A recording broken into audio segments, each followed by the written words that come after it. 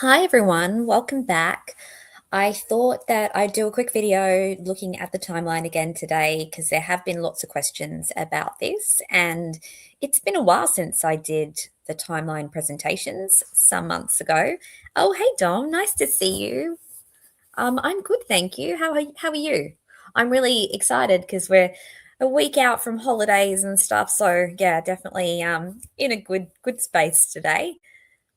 So, welcome everybody. And what we're going to do today, pretty short because I've got a few errands to run, but we're going to look directly at the transcript from the interview. Apologies, in the description, I said the 22nd of the 10th, 22. And so I got the date bubbled up. This is from the first interview, which I believe is the 13th of the 10th, 22. I've got the transcript up. And I've got the video if we wanted to watch the video, but I think the transcript probably serves the same purpose. And basically, what we're going to do is we're going to read through what Rick says about the three girls that he sees. Particularly, I think that's going to be the key thing that I wanted to kind of focus on in today's video, because this is the clincher, right? If Rick saw the three girls, did he see Rayleigh and Bree? And if he saw them, did he see them at the point where they said they saw Bridge Guy? And long story short, I don't think that that is the point at which they saw each other. I think he saw them at a different point on the trails. And I think there's a good reason why the girls don't remember seeing him and why he isn't Bridge Guy. So I'm going to do a few things that will kind of skip around a few of my old presentations and look at this. But if if there are any other questions about the timeline, we can kind of get to them, and I'll also continue to do more videos on the timeline because I think it's an important one. I have done videos right back, gosh, I don't even have the dates of them now, but a few months ago. So if you're interested in hearing my full take on the timeline stuff, please feel free to go back. They were my early videos, so apologies for the ums and ahs and bumbling around, but I think that they do have some good stuff in them that's, I think, helpful. Oh, hey, Hebby. Nice to see you. And oh, Dom, I'm glad you're excited. Well, it's such a nice time of the year when family are around and stuff. So, yeah. Merry Christmas to everybody. Yeah, I hope everybody's getting ready for the holidays. Okay, so the map that I've got on the screen is something I developed because I had to draw this out so many times to try and fully understand the geography, I suppose, of the trail system. Oh, hey, Charles, nice to see you. And this was the best representation I could make. Now, of course, it's not completely to scale, and some of the timeframes may be slightly less or slightly more. This was just an overall estimation based on what some people had told me, but also based on watching YouTube videos of people walking the trails. So I got a rough idea of the time splits, I suppose, between each of the paths. So I'm going to leave this up on the screen because I think it's going to help us orient ourselves when we look at Rick's statement to the police at the interview about what he saw. So I'm going to leave this on the screen rather than the transcript, because you guys can all access the transcript, and you're going to hear it from me anyway, because I'm going to read out the bits of the transcript that are relevant too. So the big contentious issue here is that the girls who said, the four girls, so Brie Wilbur, Rayleigh Voorhees, and the two younger girls, said that they saw Bridge Guy around this area here. Now, I believe it's this bench where they take the 126 photo. I don't actually know if you can see me pointing. I just realized I'm pointing on my own screen and you can't see it. Give me a sec.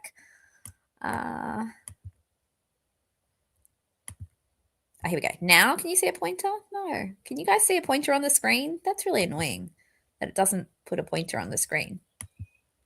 Oh, I know why it doesn't. Give me a second. I just realized why it doesn't put a pointer on the screen is because I'm showing you an image file. So give me 1 sec. I'm going to remove the image file and put the Canva file up, because then you'll see my pointer.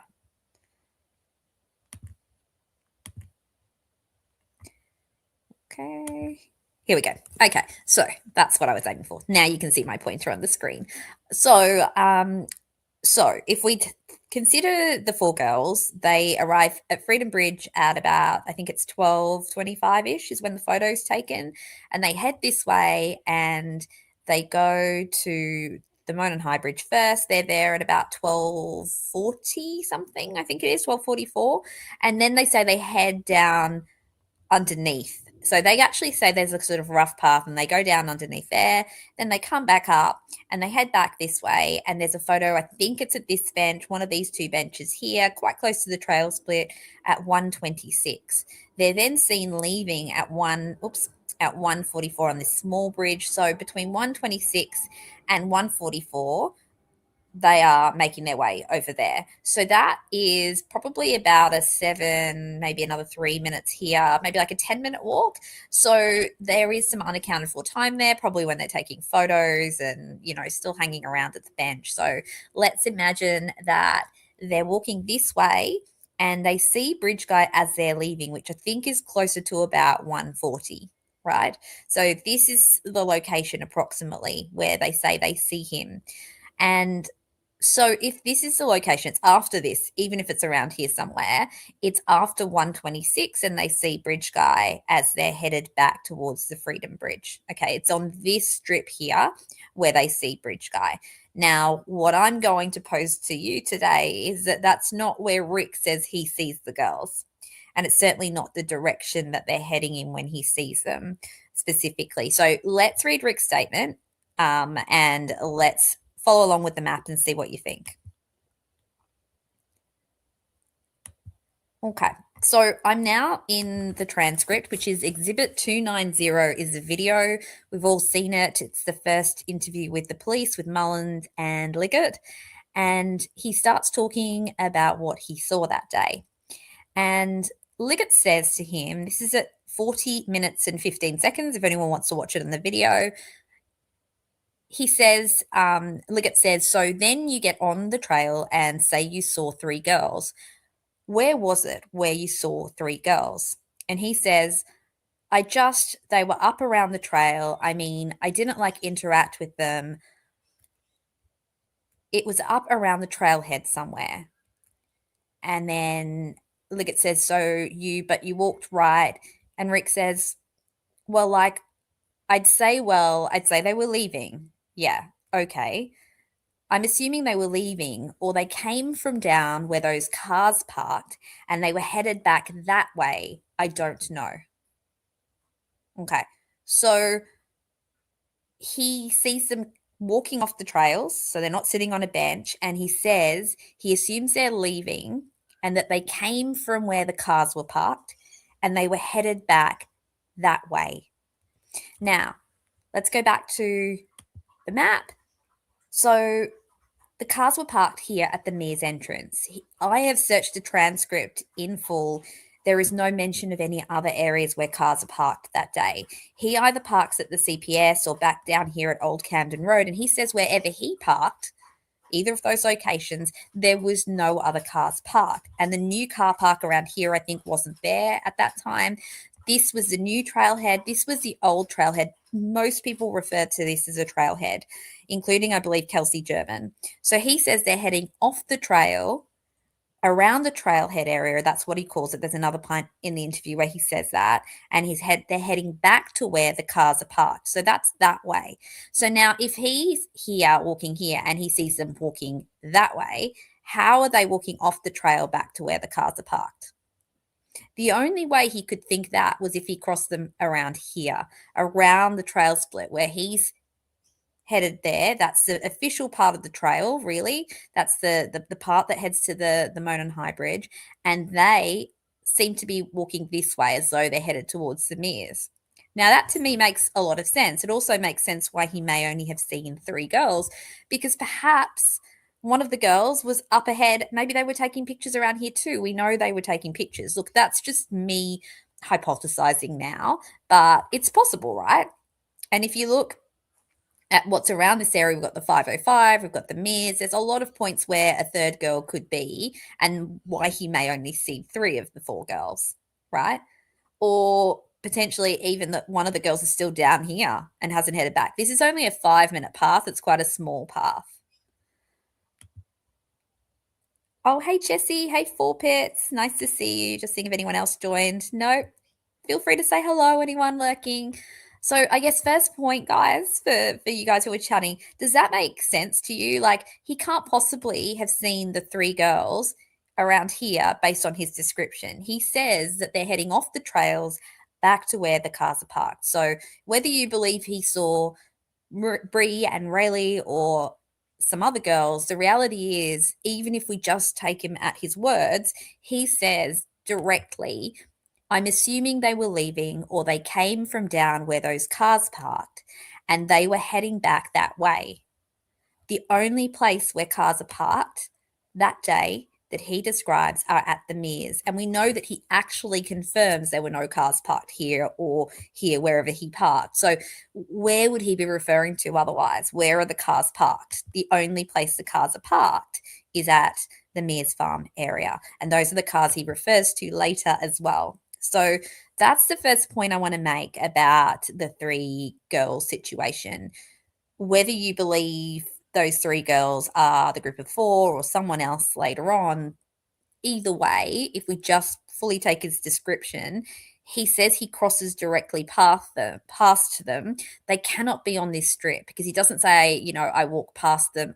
I think there's a point at which he actually says he walks like directly as in face to face. So let's just double check that, because I suppose otherwise they could be ambling around this way, but then they're not walking off the trail. And how would he then know that they were leaving rather than heading towards the Monon High Bridge? So if they're going in this direction, it doesn't match his story. If they're going in this direction, which I can't make this arrow go, there we go, this direction, then it can't be over here because that's not where the cars are parked. So I know it sounds pedantic, but I think it's an important point. I definitely think it's something that has to be kind of considered. Why would he add that detail if it wasn't meaningful?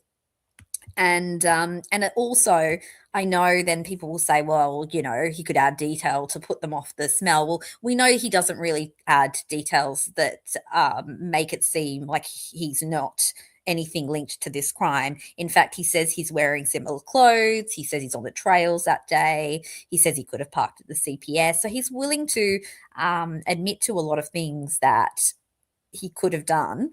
That could actually be like suspicious, I suppose. And I say that in quotation marks because I don't think it's suspicious to wear those clothes necessarily on that day, because I think a lot of people would. But what I'm saying is he's not someone who is deliberately trying to distance himself from the scene and from details related to that day. So why would the one distancing detail be him slipping this in? Maybe we will actually watch him say this as well, because I think that it will help to even see the tone. So give me a sec. I'm going to see if I can put the part of the video on too.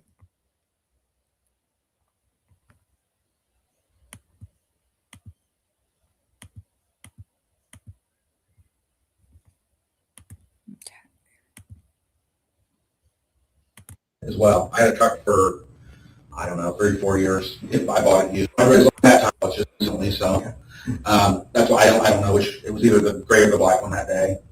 It could have been the black one, could have been the gray one. Okay. It was an 06 4500. So then you get on the trails and you said you saw three girls. Where was it you saw the three girls?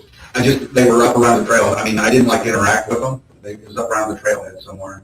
So you helped her. Like I say they were leaving, yeah. Okay. I'm assuming they were leaving, or they came from down where those cars parked and they were going to go back that way. I don't know. Okay. And then, did you see anybody else? Okay, so you hear him say that, oh, hey, BZ Mama, lovely to see you. You hear him say, I assume they were leaving. They were walking back to where the cars were parked. So to me, that has to be, sorry, I'm going to bring back our picture around here, because that's where the cars are parked. It's the only place that the cars are parked is in this area here. So if he sees them, they're leaving the trails around the trailhead. There are two trailheads, essentially. This is the official new one, but back then they still referred to this as the trailhead. Up around the trailhead, there's another point at which he says, I think that's what I call it anyway. So he wasn't saying necessarily it's the official trailhead. Headed back to where the cars are parked. That means he crosses paths with them here. Oh, hey Josh, nice to see you. So, really, really key point, guys. If we take Rick's words, we're just looking at Rick's words now. We're not looking at any interpretation of what other people think Rick is saying. This is directly what Rick says. I'm just going to say it one more time. He says, I'm assuming they were leaving or they came from down where those cars parked and they were heading back that way. I don't know. So, they were heading back to where those cars parked, which is here. So he has to see them somewhere around here, not around here where the girls see Bridge Guy. Okay, so that's part one. The second thing I'm going to show you is oh, thanks. Thanks, BZ Mama. You're always welcome here. And I love seeing you in the chat the few times that you've been here. You're super friendly. So thanks for joining. What we're going to do is we're going to now cross-reference with Bree Wilbur's testimony, because Bree Wilbur does actually mention that they see one or two people heading back, not that they just see Bridge Guy. So let me pull it up. I think she testifies twice at trial. So let's see. Hopefully I get the right one. So we're going to share this. And thanks to All Eyes for putting all of these up. And we're going to search. Well, what am I going to search, guys, to find this part? People. It's 11 times. Okay. Okay. So let's just read. So it says, when you went to the high bridge that day, do you remember seeing any other people? There were a few people, not at the high bridge, but as we were walking the path, we saw some people. Okay. Did you see any people on your way back? Okay, so we were at the high bridge, we were getting ready to leave and went the same path back. And did you see any people on your way back? And she says, we saw a few people, yeah. And, okay, and did you take any pictures on your way back? We did, okay. After the picture was taken at the bench, did you see people on your way out of the high bridge? Yes, maybe one or two people on our way out. But you can see there, actually the one or two people is after the bench picture. But back up here, she says we saw a few people on the way back. So essentially when people say Bree Wilbur only saw Bridge Guy, or the four girls only saw Bridge Guy, well, according to Bree Wilbur, that's not indeed accurate. Now, Bree Wilbur is one of the people whose interviews I think appear to have been lost, because we do not see any evidence of her referring back to the 2017 interview. The references that are made are for her to refer back to, I believe, a 2019 or 2020 interview. I think it's 2019. She might still be on my slides. So this was the full presentation that I did a long time ago. So yes, here we go. This is from the discovery map, which of course isn't the full discovery, but what we see here is Bree Wilbur 2020. But also, I do believe at some point Baldwin or one of the defense refer her back to her 2020 interview. Oh, hey, Quietly, nice to see you. So really, this is one of the interviews potentially that was lost. So what Bree's now saying in this testimony here at trial, she's still saying she saw a few people.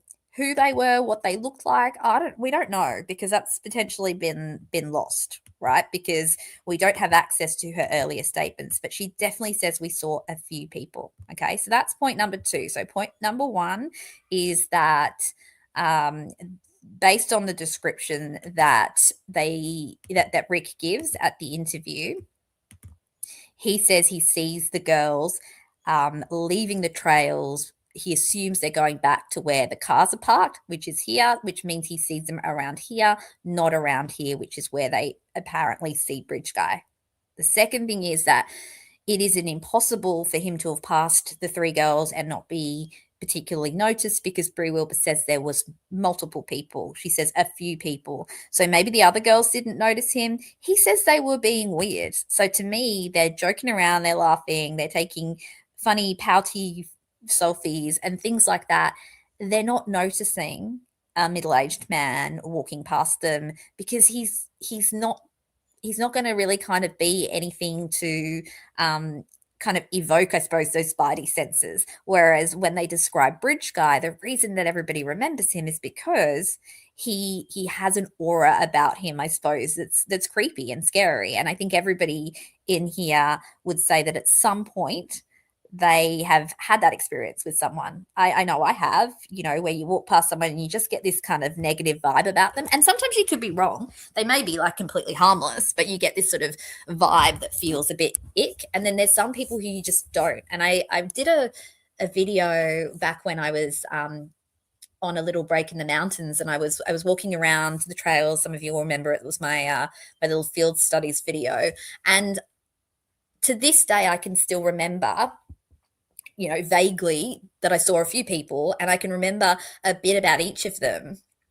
And one of the people that day was a bit more sinister than the others. He just had a more cranky look. Look, I don't know. I don't think he was sinister. But of all the people I saw that day, that's the one that stuck in my mind as being a little bit creepy, right? So we have that feeling, and I'm sure. Let me know, guys. Do you guys think that you've had experiences where you just get a vibe about someone, whereas there are plenty of people you walk past and you don't even notice them, or if you do, it's just a passing thought, right? You're going to notice people that are overdressed, that are walking in a strange way, that maybe have a bit of an energy about them that's a bit scary. So you guys are a quiet chat today. What do you think? Do you guys think that you would notice Rick Allen, you know, a fairly small middle-aged man who is kind of, you know, probably has quite a posture that would probably be quite small as well because of his significant mental health issues and his anxiety about being around other people, particularly these girls who he said were weird. So he clearly felt quite. He remembered them because they activated his spidey senses. Because essentially, for Rick, what's threatening is probably like social overwhelm. He's someone who doesn't particularly enjoy being in social situations, according to what Kathy says. And I know people would say, well, he worked in a public facing role. One thing I want to really kind of point out here is, and I've heard this before from, you know, anecdotally, I suppose, from neurodivergent people. And again, I can't diagnose Rick. I haven't met him, but he certainly has, you know, from what I can see in the publicly available information, there are some flavors there that would be worth looking into. But, and I didn't even do the disclaimer today, guys. I'll put it in the description. But yes, I am not diagnosing. I'm not even offering an expert opinion here, just discussion.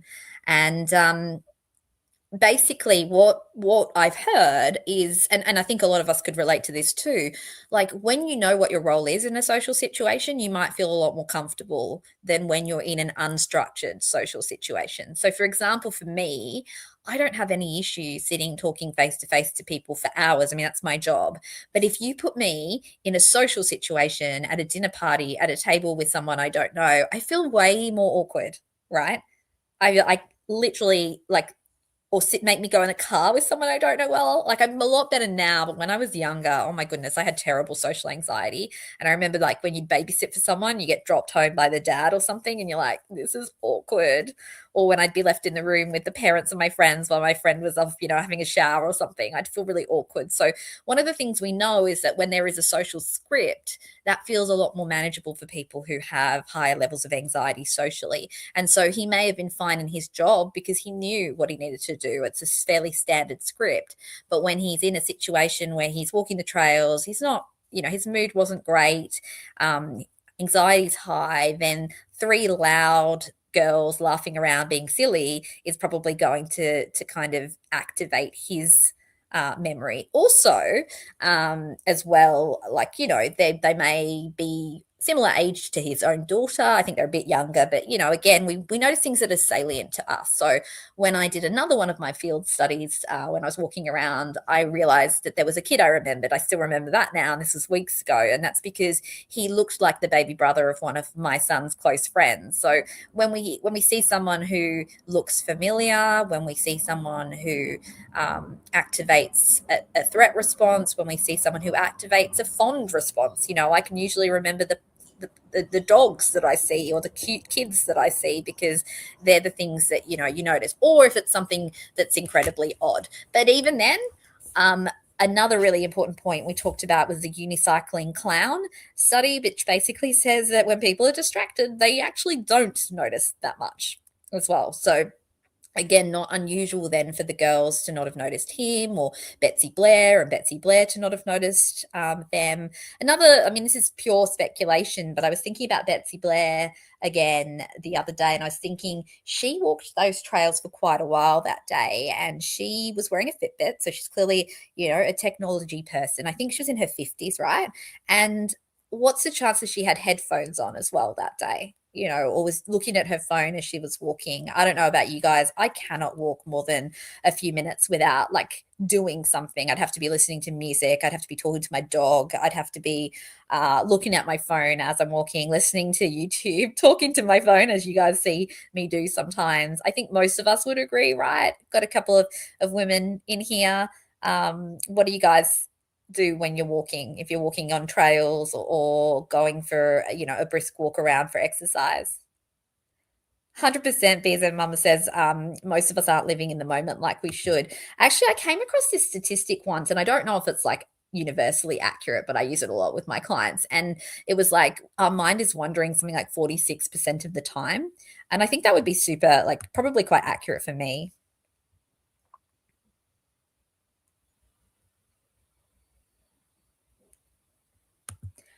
Oh yeah, Anna Lizette definitely not thinking that he was looking at them because they looked like his daughter in a kind of negative way. It'd be more like I'd just be thinking, well, you know, like if you have kids around the same age, you sometimes notice them just because it's salience. It's like when you're pregnant and you notice more pregnant people, or if you drive a particular type of car, you notice more of that. But yeah, I definitely don't think there's any link. But and yes, hello Anna as well. Lovely to see you, Anna Lizette. Always good to see you in the chat. But yeah. I don't think there's anything fishy about that. I mean, at the end of the day, a blonde girl, like, yes, that's a similarity there. Like, there's a little bit of a similarity, but like, I don't think anyone could suggest that was, specifically linked. Yes, I know there are cases maybe where people look for a particular look of a victim that reminds them of someone, but yeah, I mean, we don't see that with Rick. No. Josh says, one of the biggest issues with theories that include Rick being guilty is they fail to take Rick into account. 100%, Josh, 100%. And I mean, this is the thing. We're failing sometimes as well to even take into account the words he uses. And this is even for people who think Rick's not guilty. If you read what he actually says in this interview, like, he gives a lot of information. I think it's great because he's really conscientious. He's trying to give as much information as he can, which again, this is the interview that made me, like, I was already like I've said before, I was already wanting to lean innocent, but this interview really made me feel like this is an innocent man, and then made me dig further as well. So yeah, I think that we need to consider his words, and when we consider his words, we can actually come up with a pretty good timeline that makes sense of sightings, lack of sightings, and I'm going to talk about that in a minute as well, because I think that's important to look at. So Hebby says she'd be taking pictures, and yeah, Josh says he would be. You might say hi if it's a woman who looks uncomfortable with a guy. For the most part, I'll ignore you. Yeah, exactly. Yep. Anyone else saying what they're doing? Okay, so Quietly says that they are in their own world, zoning out. Yeah. So for me, I mean, look, I don't see myself as representative of everyone because I absolutely am not, because I have ADHD. So I really struggle to just like not be doing something at all moments. So usually I'd be looking at my phone. Usually I do talk to my dog. If it's really nice, but like autumn, I'll often like really pay attention to the scenery because it's so pretty around this area. And the autumn leaves are gorgeous. But yeah, people watching, BZ Mama says, yeah, I definitely do like to watch what other people are doing too. It's interesting, and observe. There's so many different things that we do, right, when we're walking, and there's different motivations behind that too. As I've just said, I mean, someone with ADHD, I really struggle to not have something really stimulating at all times. Hey, James, nice to see you. Whereas somebody who is more socially anxious might notice people around them because they're feeling really hypervigilant. And somebody who's walking on a bush trail where there could be snakes might be really hypervigilant of the ground and the bush area, right? There's well, they may be the opposite. I've done this before. It's like, if I don't look and see it, then I can't be scared. Again, there's so many there are so many things that we can talk about. Yeah, Annalisa, are you talking about Abby and Libby or the four girls that you're talking about there? Sorry, I'll pop your comment on the screen. I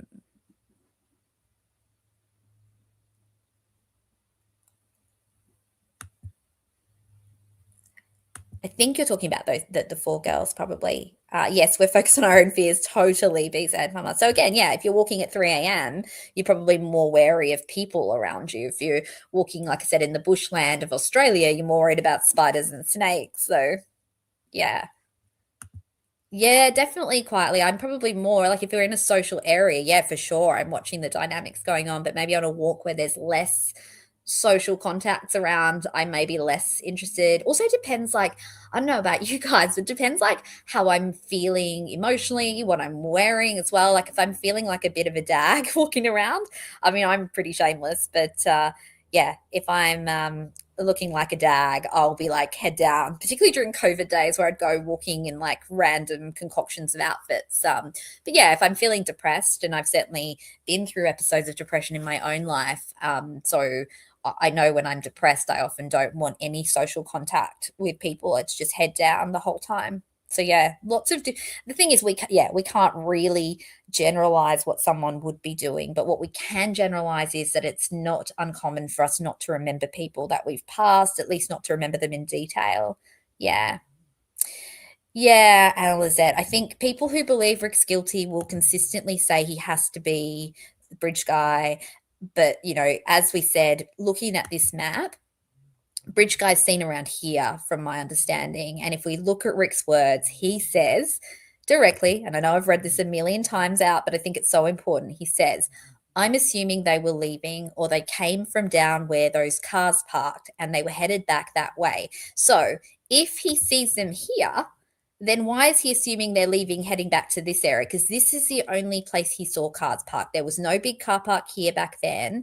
There were no cars. If he parked over here, there were no cars parked where he was. If he parked over here, he wouldn't know if there were any cars parked there, and there was no big car park there. So, like, where were they heading back to? He didn't say they were heading over the Freedom Bridge. He didn't say they were that they appeared to be going to the CPS. He says back to where the cars came from. The only cars he mentions in that entire statement, I've looked at this over and over again, are the cars parked in the farmers area. And he mentions that multiple times. So yeah, I think that's really, really key.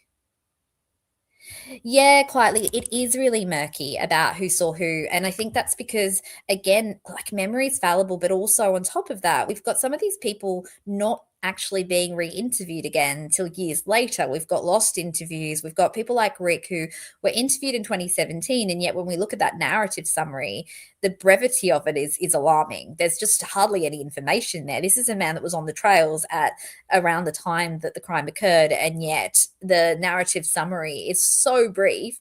There's hardly any detail in it. In fact, Rick gives far more detail in his 2022 interview than we see on Doolan's narrative summary. And that's, I know people will say, well, Rick giving more detail, is that suspicious? Well, not really, because he gives detail that both can seem more suspicious, because he's not doctoring what he says to try and not sound like anything like what's going on. Like, he's not trying to distance himself, but he's also not trying to completely inject himself.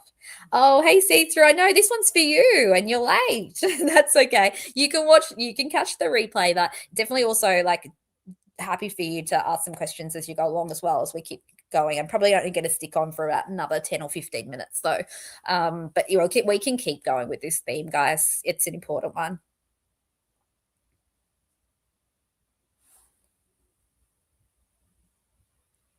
Yeah, exactly, Anna Lizette. He is a smaller man, so that's important too.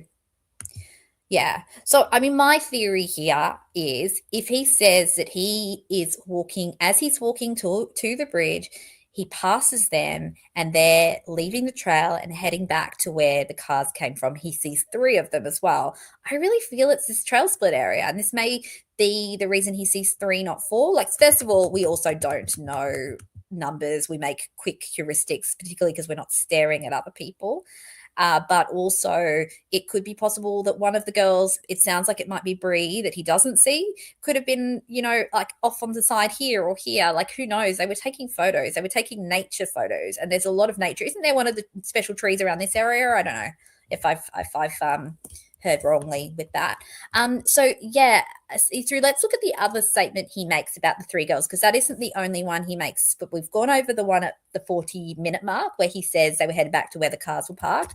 But now let's look at the other time he mentions the 3 girls. So give me 1 sec to find it in the document. So we've got here, this is just after that last part. So he says, I don't remember seeing, like I told him I may have seen, there may have been somebody on the bridge or something when I was coming back through, but I didn't. The only ones I really noticed was seeing those 3 girls. So here as well, actually, that's another important thing. He doesn't say, I definitely don't think there was anyone else. So it is possible that while he's sitting on this 505 bench that you can see labeled on this picture, that somebody could have walked past him and he wouldn't have really noticed specifically. But there's a sense that he's like, there could be someone. There could have been other people. Like, he was in his own world and, on his phone. And then I'm just going to find the other references to the 3 girls, because there is another one. You're right. I'm just give me a sec.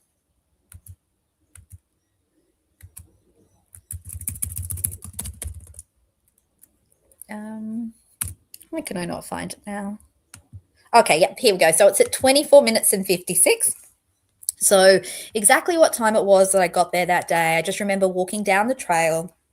And I told him that when I was approaching the trailhead, I guess is what I call it. So he's not saying he's approaching the trail. He's saying he's approaching the trailhead. So he's walking down the trail. First of all, so this is important. If we go back to looking at this picture, he's already walking down the trail. So he's walking down the trail. So he's past this trailhead, because this trailhead is before he's even started the trail. This is the start of the trail. He says, I'm walking down the trail and around the trailhead, as I call it. Now, I believe Kelsey calls it the trailhead. I think other people call this area the trailhead. I'll have to find some evidence of that to pop in at some point. I'll either do a community post or we'll do another video. So that's important. But let me just check the chat. Yes, the gravel path. Yes, we'll talk about that in a minute too, see-through, because I do agree. I think he parks at the CPS. This is the gravel path, but I do think that what he's talking about, there's 2 trailheads, and I think this is what's so confusing.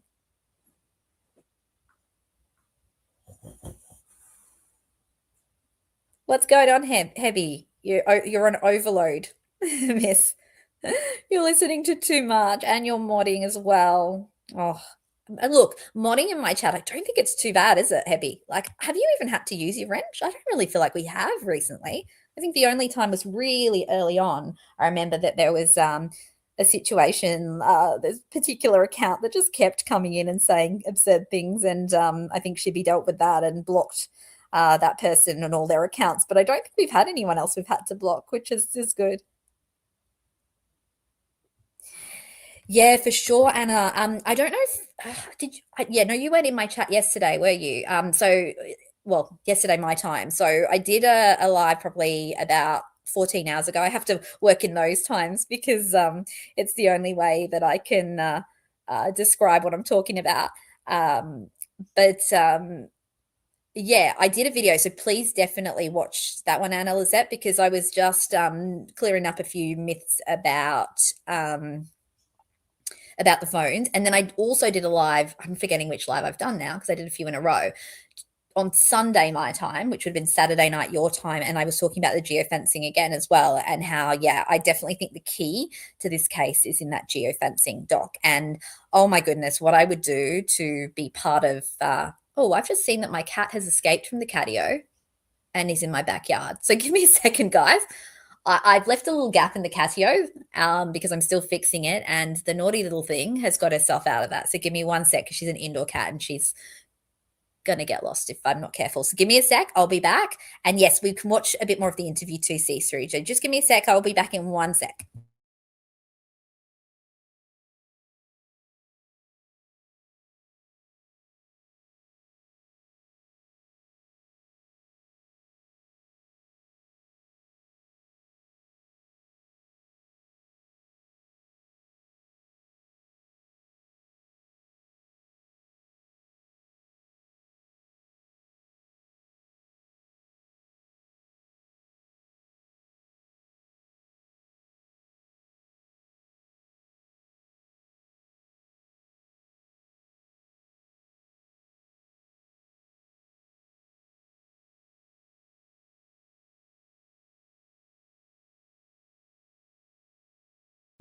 Okay, guys, I can't get her in because she's the most disobedient little anxious cat. So I'll just have to keep an eye on her.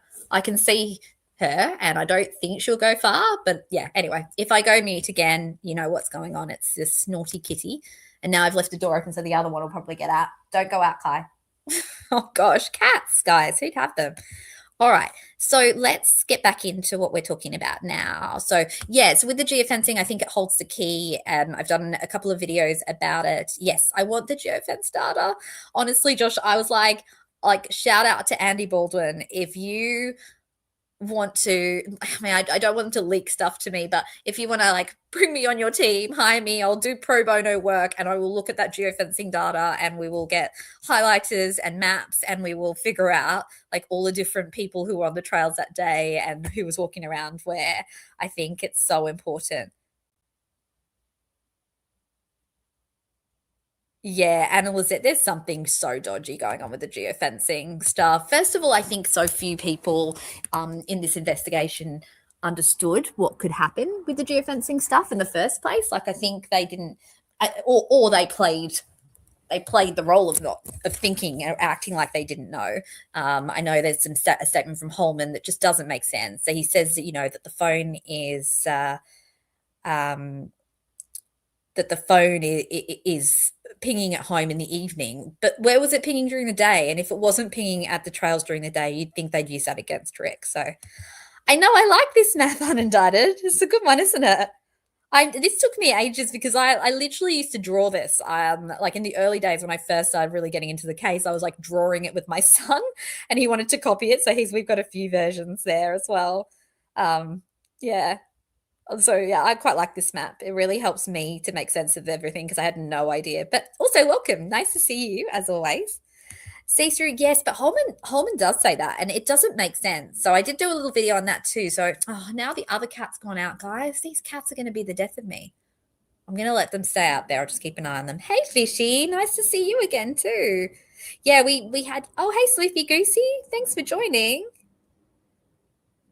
So I think the thing is that Holman mixes up geofencing and tower dumps in that statement. So I did a little live on this, gosh, a while back when those documents came out. The thing is that the way he's describing it sounds more like tower dump information, which is not super helpful. If Rick's phone did not ping at the trails that day and pinged at his home all day, well, that would look suspicious because then it would look like he left his phone at home. If it was silent all day, well, that would look suspicious because it seems like he's put it in airplane mode. Oh, hey, criminality. Goodness, I'm getting some big names in here today. Thanks, guys, for joining.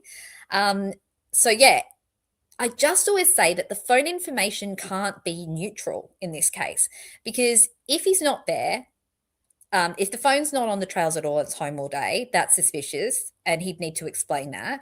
If the phone is only on in the evening and not on during the day, that would be suspicious. And then if the phone was there and doesn't leave till 4 o'clock or something, that would be suspicious.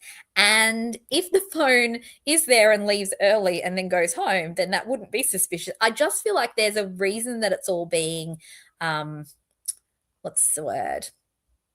There's a reason it's all looking like this mirage. So my sense here is, though, based on what Jennifer says in I think it's the August 1 or July 31, 2024 hearings, the defense seemed to only have stage 1 geofence data.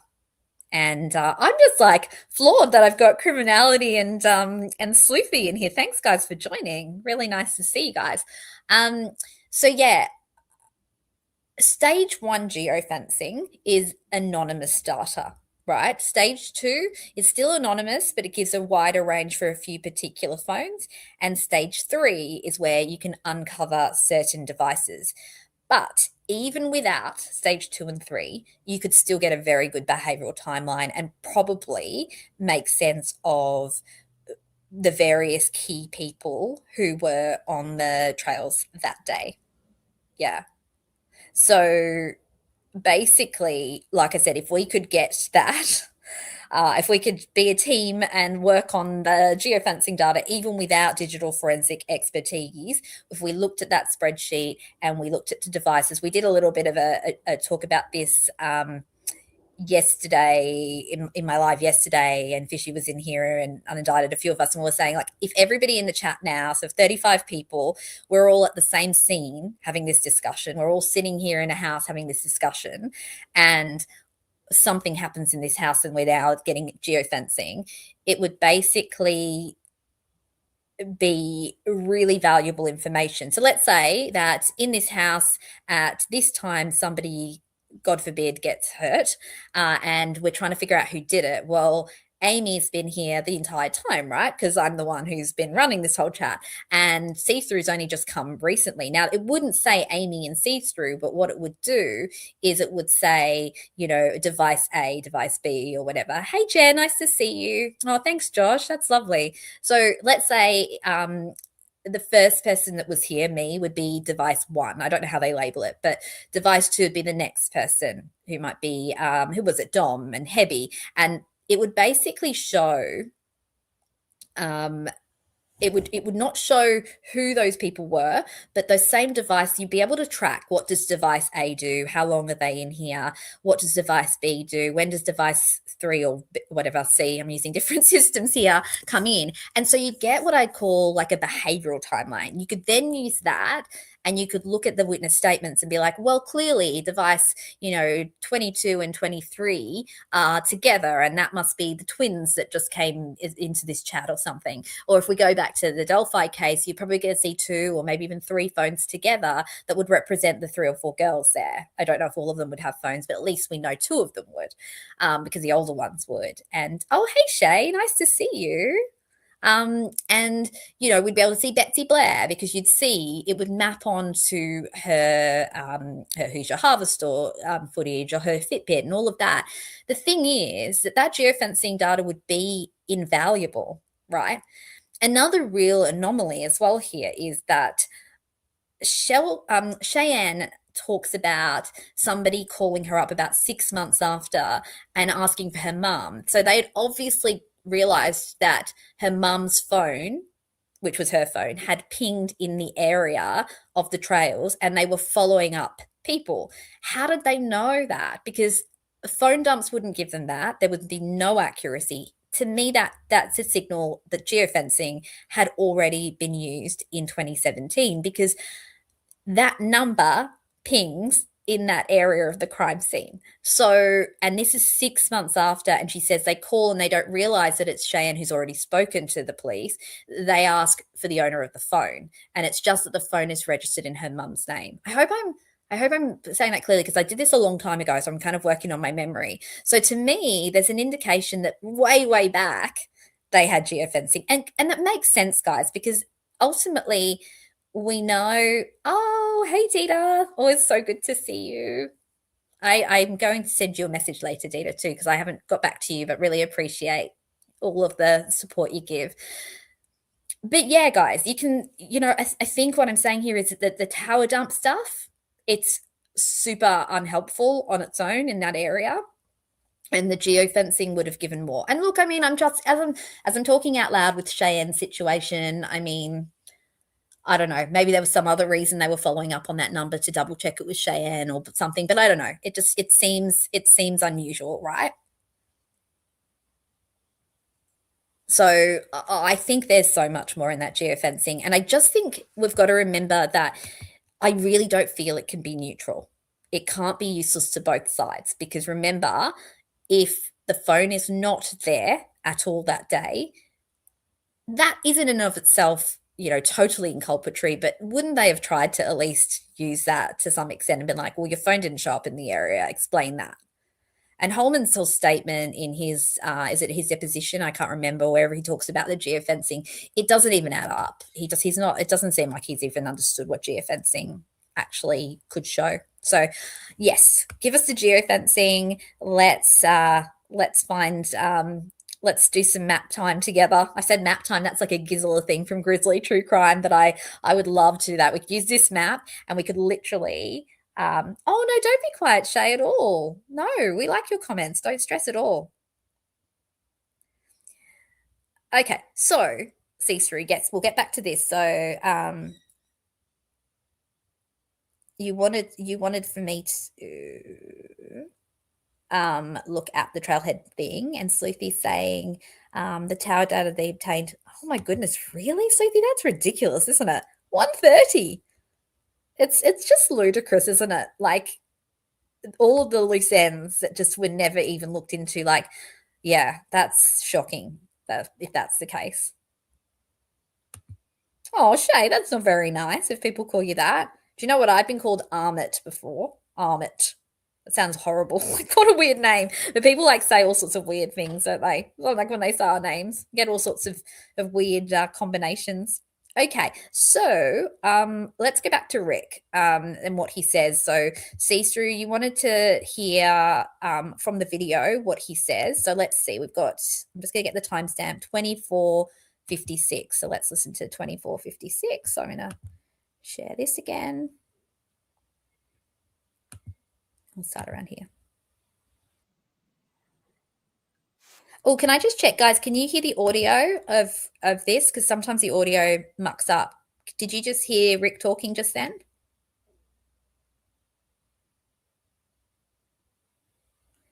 Exactly, unindicted. I don't make sense most of the time either. Like, sometimes my my thoughts are going too quickly, and my mouth is not catching up sometimes. Oh, my cats are running around the garden, guys. Okay, I'm gonna have to reload it because I think there was an error on StreamYard. So give me 1 sec. If I disappear, don't stress. I'm just gonna reload it and then we'll see if we can get the video sounding better.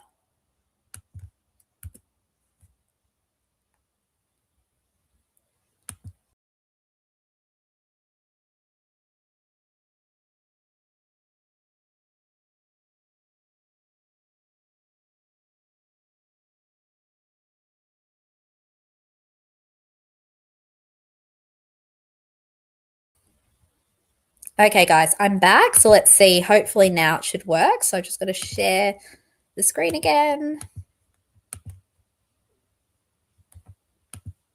Okay, I think this will work now, guys. Let me know if there's no sound, though, and I'll stop. Morning or a little afternoon. Walked down, back an hour, so probably 1:30, 1:45, depending on exactly what time it was that I got there that day. I just remember walking down the trail, and I had told him that when I was approaching the trailhead, I guess is what I'd call it, there was 3 girls walking off the trail, and I just remember it looking like one of them was probably watching, babysitting, but watching the other 2 because they looked a little younger.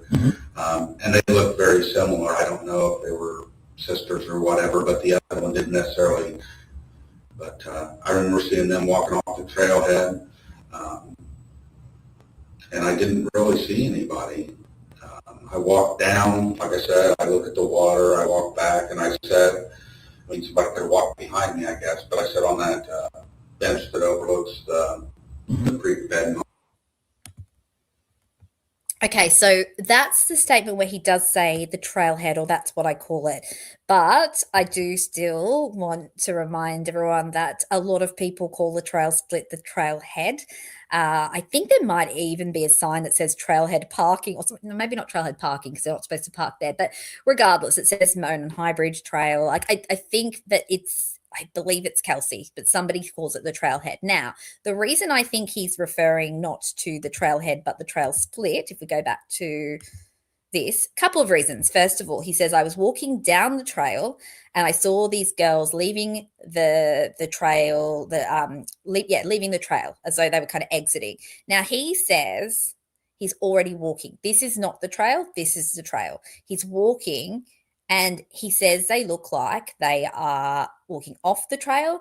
And then, of course, at the 40-minute mark, he says headed back to where the cars were parked. So that's always why. Okay. Yes, E3. Yep. I'll go to that next part. Of course. Let's see. Oh, actually, I can find it because I've got the transcript. Give me a second. I know what you're actually. He refers to two things as the trailhead, which I think is what's so confusing. And I think everybody gets confused with this, though. I don't think it's just Rick that gets confused with this. I think, like so many of us creators get confused with it. I think other witnesses do too, because I think that they're both called trailhead. I think trail split is not usually used as the term, but they use interchangeably as well. But yes, I do agree. There is that part there. So let's go to that. That's at 30. I think it's at 34, is it? Yep. Okay, let's go.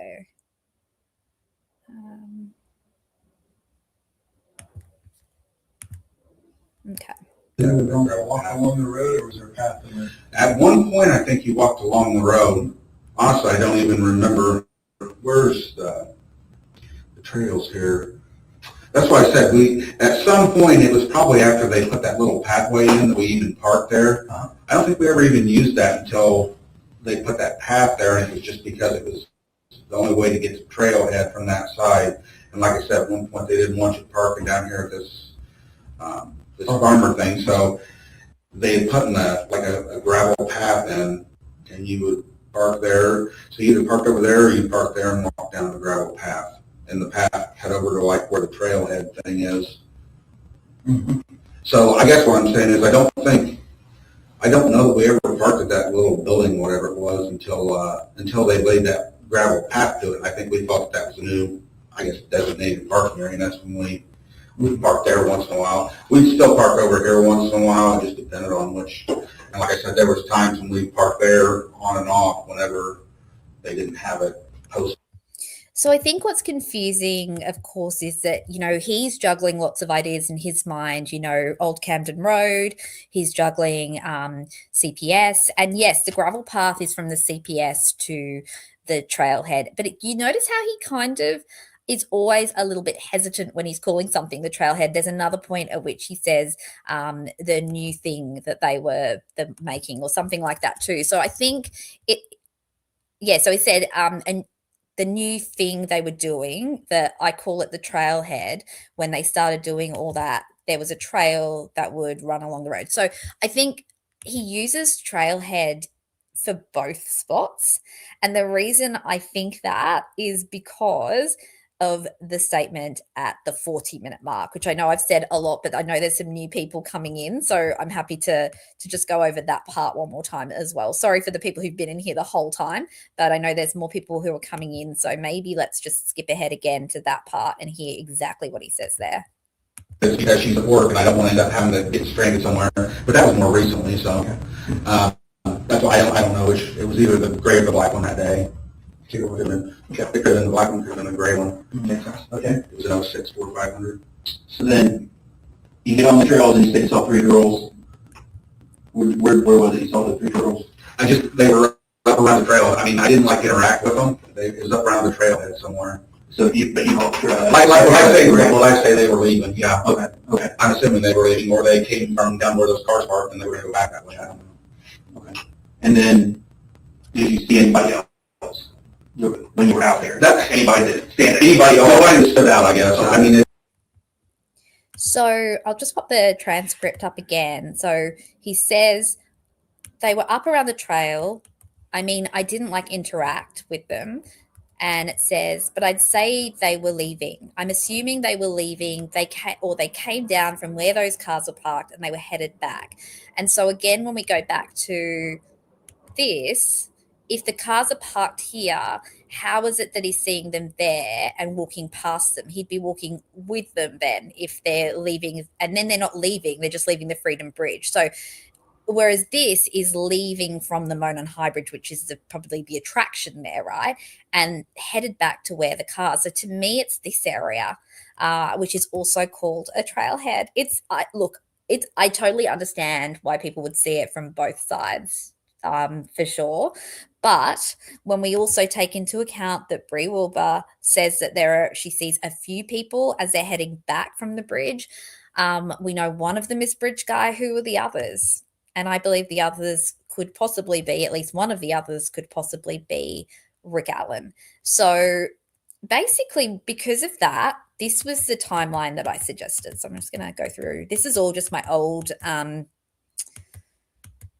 slides from a geofencing one that I did ages ago. So let's just, where did I put it, guys?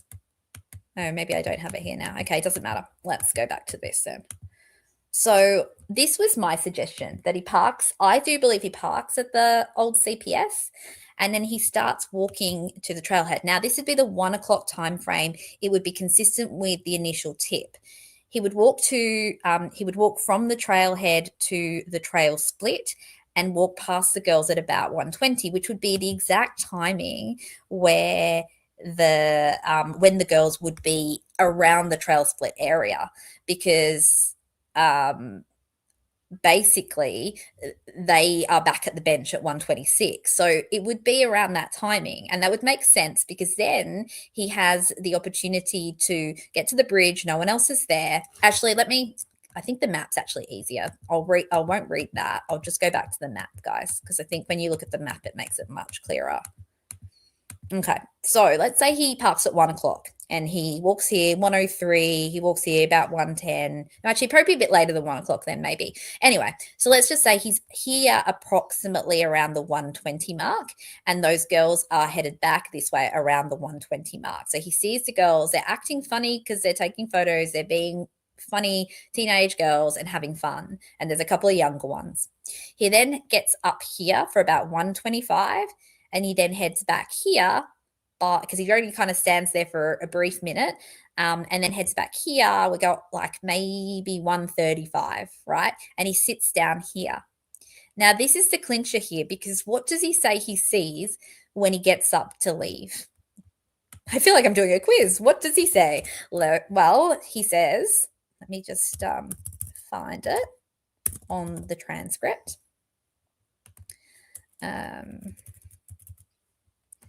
And let's go back here. So it says, he says, I don't really remember. So if I did see someone else, they didn't jump out to me, which is a key kind of memory statement we would expect. And he says, there could have been people down around the cars, but I don't remember. I just remember seeing a couple of cars parked over there. And he says, like a sedan and an SUV or something like that. Okay, so in order for him to see a sedan and an SUV, it means he was sitting at this bench or around this area at 1:49. That's the only time that there is a sedan and an SUV that are both present in the car park. That is Betsy Blair's car. She's walking this way. And that's Kelsey German's car that stops there very briefly. He says there could have been people around the car. So the potential is that, Abby and Libby were getting out of the car. He just didn't really clock them because it's a bit of a distance still to see clearly. So that means that at that point, he had to be around here. That's not Bridge Guy, because Bridge Guy would have to be ahead of Betsy Blair. Betsy Blair would already be here. So he can't be Bridge Guy. He can't be the guy on the bridge. It means to me, this is the time when he's leaving. That would be when he glances, because he's coming from the 505, coming back up to the trail split. He glances, he sees the two cars, and he heads back. So at 1:49, if he sees those two cars and he heads back this way and back to his parking here, then he would be leaving, gosh, what would that be? Maybe, let's add 15 minutes to that, at about 2:05, right? And so when we look at that, then that actually matches what we see with the CPS car sightings, where some people did see a small dark car parked there, and mostly between 1 and 2. That doesn't make it suspicious, because I think Fishy said, I saw a comment, I haven't seen everybody's comments, but I think I saw a comment earlier up, I think it was Fishy, saying we don't know that Bridge Guy parked at the CPS. No, and I mean, the old car around the CPS to me is far more concerning in this scenario too. It's far more suspicious. Nobody's come forward with it.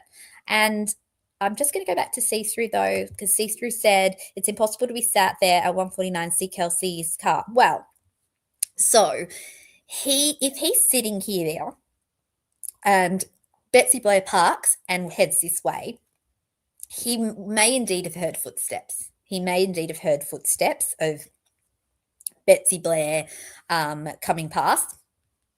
And that actually, interestingly, the phenomenon of kind of being kind of woken out of like being dazed scrolling on your phone because you hear, have some sort of peripheral sound is not something absurd and unheard of. And I'll do some more videos on this later because I don't have the direct stuff up here right now. But basically, my sense is he's sitting here on his phone scrolling, and maybe he does hear the car arrive, or maybe he does hear the footsteps of Betsy Blair walking this way. This is slightly off the trail. So, he even by the time he turned around, he wouldn't necessarily see anyone.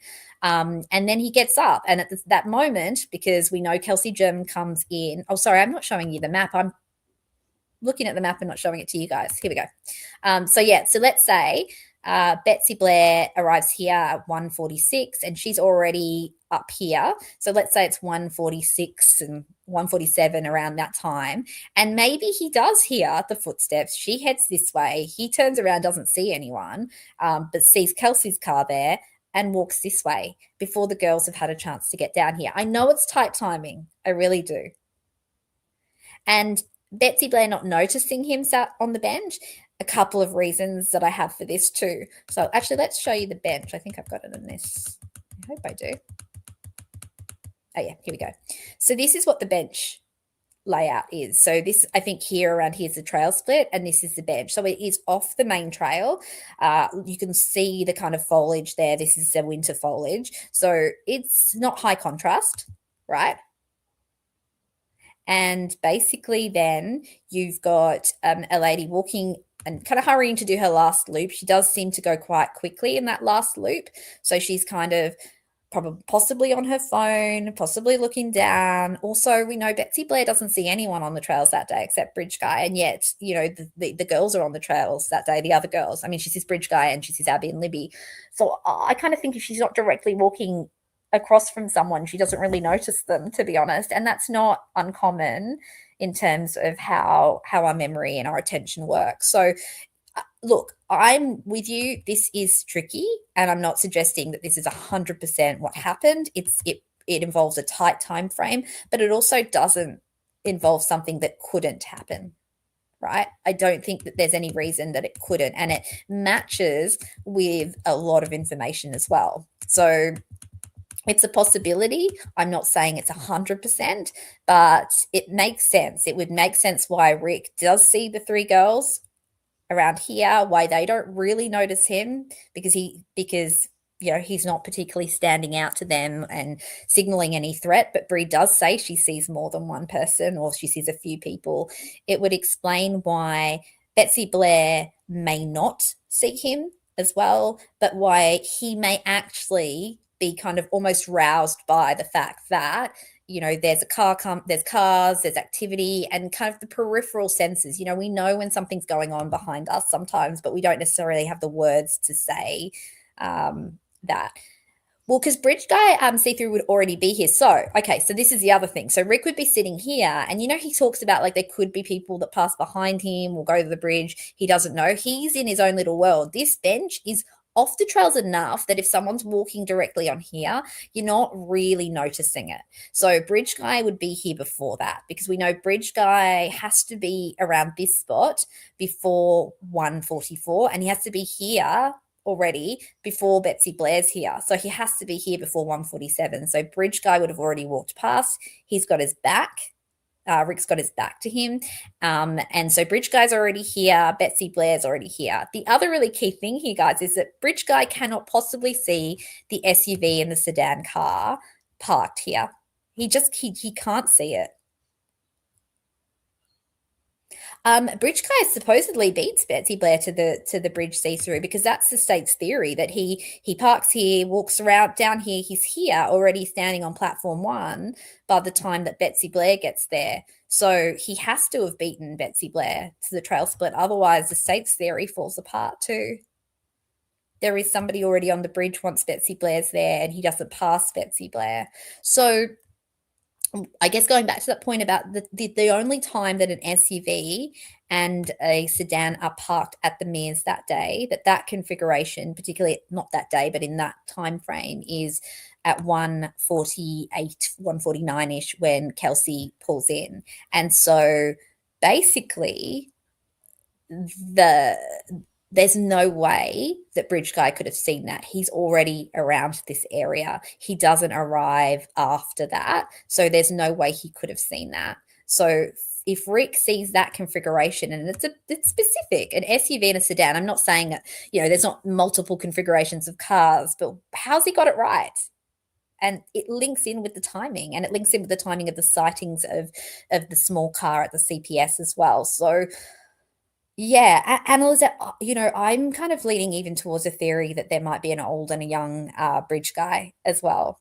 So yeah, it's quite possible that this is young Bridge Guy here, and the old Bridge Guy is somewhere lurking around here, hidden. Because yeah, the guy that corners them on the bridge, I don't think is the guy that's waiting on the platform just minutes before they arrive. Looks like that person's waiting for them. And it's unlikely that the girls walked willingly with him and then later got really scared because he was following them on the bridge, See-through, it is possible. It is possible, but it's interesting, isn't it, that he got the exact right combination, an SUV and a sedan. Like he didn't say 2 cars, like he didn't need to give any models at all. He could have just said 2 cars. He could have said 2 SUVs. It's not, yeah, it could be by chance, but it's like, how many different types of models of cars are there? Sedan, SUV, hatchback. I'm trying to think, even if we only take those 3, the fact that, this is probabilities. Who remembers doing permutations and combinations at school? I do. They were awful. But yeah, like, how many combinations are there? It's not a 50-50 chance. If you look at the view from the trail split to the Mears, it's not super clear. This is about a 30-second walk, and he does also say that there could be people up around the cars. I'm happy to actually bring that up. Let me see. I need to find a YouTube video, but I can probably bring that up for us. We can see what you can see from the trail split. But it's not super clear, let's be honest. Actually, no, you know what? It's probably going to take me too long to search right now, but I'll have a look. And I'll post it on the community page. But yeah.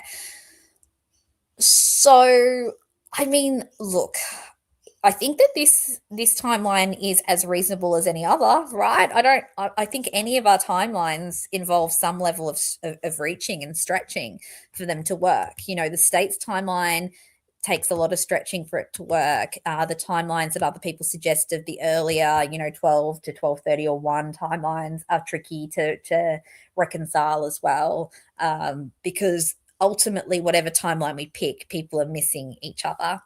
Betsy Blair Fishy, she gets there the first time at 12:15 and the second time at 1:46. Oh, and so this was the other thing I was going to say. So this is why Rick wouldn't see Betsy even when he's first arriving, because she's already just left.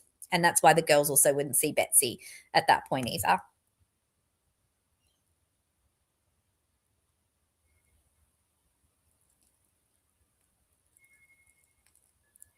So, okay, guys. Well, I'm so thankful for everybody for coming in and engaging in the chat. I hope that was clear and kind of helps understand why I hold a slightly different timeline to pretty much everybody, and why I believe it's a timeline that's actually consistent with some information that that Rick himself gives. So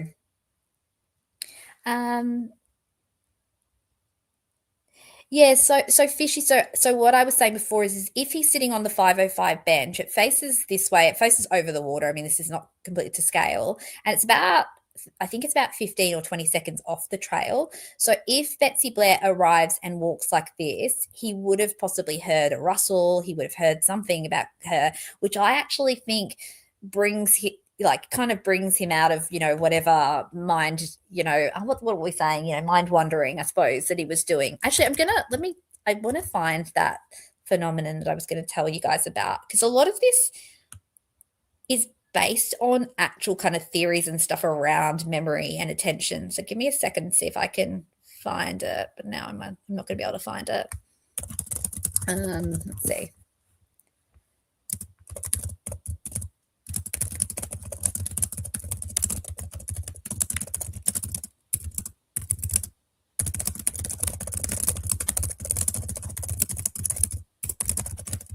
Sorry, I'm just typing to see if I can find what I was looking for.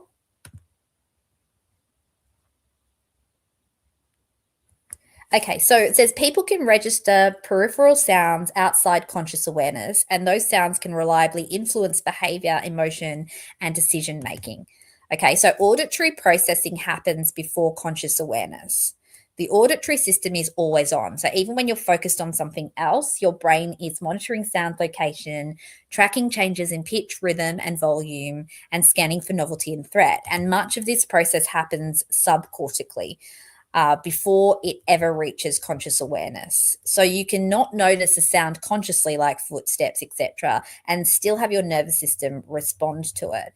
And then they said that it's a classic orienting response. So when a sound changes slightly, the body may shift posture, change breathing, micro adjust attention, and increase vigilance, all without the person thinking, oh, I heard something. And this is actually based on lab studies and research. So essentially that's what I'm kind of getting at here, that he could be sitting there on that bench and he could clock the fact that there's a noise of rustle of footsteps, cars, etc., but he wouldn't clock it on a conscious level. So I know a lot of the time when I say this stuff, it sort of sounds like I'm just making up a new theory to back up what I'm saying, but this is known research. It's not just my own ideas. So this is actually a phenomenon that we see, and it makes sense from an evolutionary perspective as well. Okay, so this is why I think that Rick did notice that Betsy Blair walked past, or that the cars arrived, and got up to leave, because he probably was like, oh, I've been sitting here for a while, better get going, but didn't notice it on a conscious level. And he even says himself that there's the possibility of there being people at the bridge when he left or walking past behind him. He just doesn't remember specifically. And Rick's someone, I guess, from my observations of him in those interviews, he's someone who likes to be very specific. He's very conscientious in what information he gives. He goes over things repeatedly. I've said this before when I've sort of discussed his behavior in that interview. I just think he's someone who likes to give detail. So if he doesn't remember something, he's not going to say it. If he does remember something, he is going to say it. Yeah. So I might, I might clarify that a little bit further at some point as well, just because I just read that off the top of just looking at doing a quick search now. But it is something that's important to be aware of, that we can process what's going on around us and react to it even without not acknowledging that it's happening. Now, would the same be true of Betsy Blair? Well, no, because she's walking in. She's not going to hear Rick. He's sitting stationary on this bench. Possibly like in that really, when you're just scrolling your phone or you're just sitting in a daydream, you're not really moving. So he's just a static, stable object on a bench in the woods, wearing probably quite dull clothing. So it just doesn't clock for her. We know that Betsy Blair must have, or potentially must have, seen some other people on the trails that day, at least at some point, and yet she doesn't remember any of that.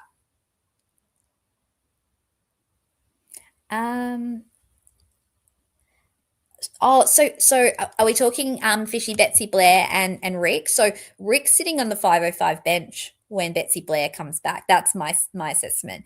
And when Rick originally arrives and goes to the bridge, according to my timeline, Betsy Blair would be off doing her toilet break, because I think he would be on the bridge at about 1:25. No one else is on the bridge at that time.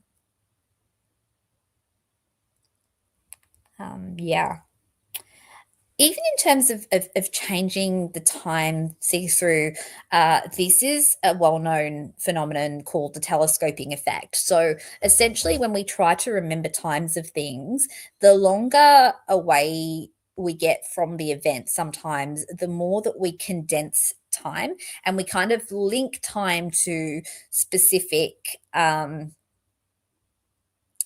specific time points. So, he knew he went to visit his mum that morning. So everything kind of, and they call it the telescoping effect, everything then condenses into that frame. So I don't think that changing time is suspicious. I think, our time estimation is terrible anyway.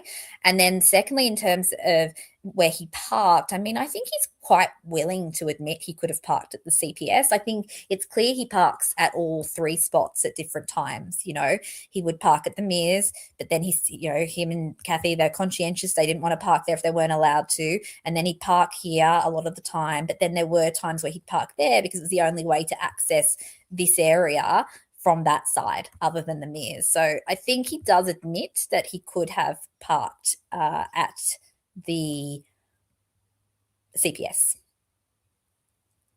And Fishy, yeah. So Betsy Blair, though, yeah, she sees this guy. It's not Rick Allen, right? The guy that's already on the bridge isn't Rick Allen. Like, it's, to me, when she's referring to that's a different person. So yeah, I think she just doesn't notice that Rick is sitting here on the bench. Okay, guys. Well, it was really nice to see you guys, and for sure, like, if there's any other questions, if you want me to keep clarifying it, happy to go over this one over and over again. I like the timeline stuff. I like the phone stuff. So yeah, for sure, please do go over other questions and stuff. Please do go over. That didn't even make sense. When I read the comments and talk at the same time, I say silly things.